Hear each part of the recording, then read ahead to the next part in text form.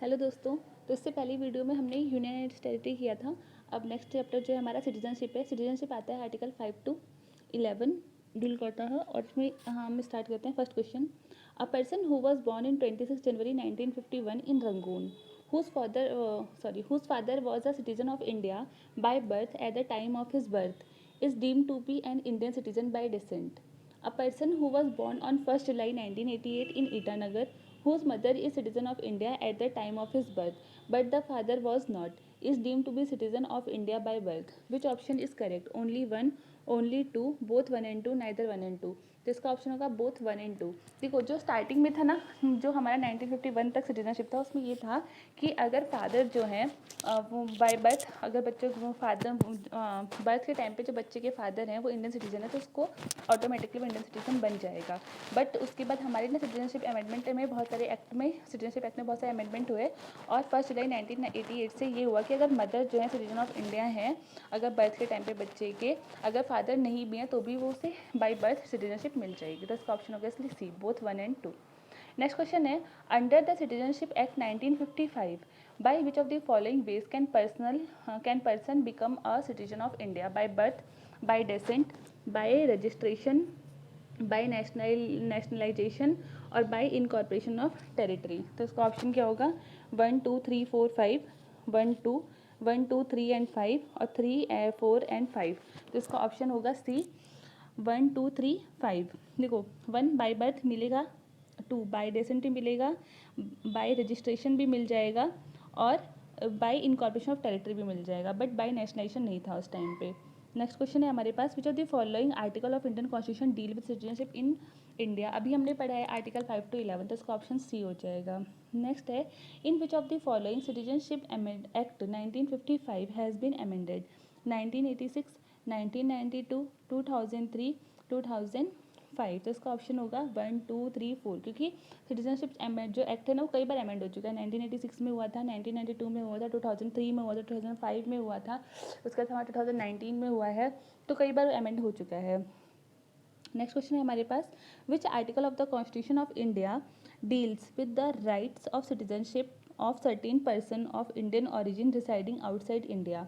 Article 7, article 10, article 8, article 9। तो इसका option होगा हमारे पास सी, आर्टिकल 8।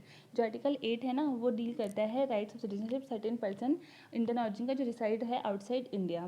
नेक्स्ट क्वेश्चन है हमारे पास, which one among the following has the power to regulate the right of citizenship in India? Union cabinet, parliament, supreme court, law commission. तो इसका answer होगा पार्लियामेंट। जो सिटीजनशिप है ना उसको बहुत ज़्यादा डिटेल में नहीं दिया गया था कॉन्स्टिट्यूशन में। उसमें ये कहा गया था कि जो भी मतलब उसे कैसे एक्वायर करना है, कैसे टर्मिनेट करनी है, सिटीजनशिप कैसे छूटेगी, जो भी है वो सारी की सारी डिटेल जो है वो पार्लियामेंट डिसाइड करेगा टाइम टू टाइम, और वो पावर जो है पार्लियामेंट के हाथ में, मोस्टली पावर जो है पार्लियामेंट को दे दी गई थी। तो इसका ऑप्शन होगा B. In which part of the constitution deal the citizenship are mentioned? देखो पार्ट 1 क्या है? यूटी। पार्ट 2 हमारा क्या मेंशन करता है? सिटीजनशिप। और पार्ट 3 हमारा क्या है? Fundamental rights. पार्ट 4 क्या है हमारा? DPSP. Part 4A fundamental duties को डील करता है, और ये फिर पार्ट 5 से हमारा यूनियन एग्जीक्यूटिव और वो सब स्टार्ट हो जाता है। तो इसका ऑप्शन होगा बी, पार्ट 2। नेक्स्ट क्वेश्चन है हमारा, match list first and list second and select the correct answer using the code given below. एक तो प्रोविजन पर्टेनिंग सिटीजनशिप दिया हुआ है और नेक्स्ट पूछा है कि कंटेन इन आर्टिकल्स, किस आर्टिकल में दिया गया है ये। तो नेक्स्ट क्वेश्चन यहाँ पर हमारा है, right of citizenship of person who have migrated to India from Pakistan, person voluntary acquire citizen for a foreign state not to be citizens, citizenship at the commencement of the constitution, rights of citizenship of certain migrants to Pakistan। Article 5 7 6 8 9। तो यहाँ पर हम देखते हैं इसका option D होना चाहिए, ए का 3। जो हमारे right of citizenship pertain who have migrated to India from Pakistan वो आता है आर्टिकल 6 में। नेक्स्ट है हमारा बी का 5, person voluntarily acquiring citizen foreign state not to be citizen वो आता है हमारा आर्टिकल 9 में। Citizenship at the commencement of constitution ये आता है हमारा आर्टिकल 5 में।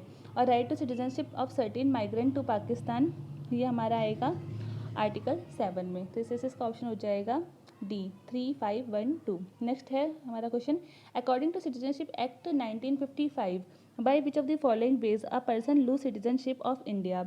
तो हमारे यहाँ पे 3 तरीके से सिटीजनशिप को लूज़ किया, नहीं 3 तरीके से लूज़ किया जा सकता है।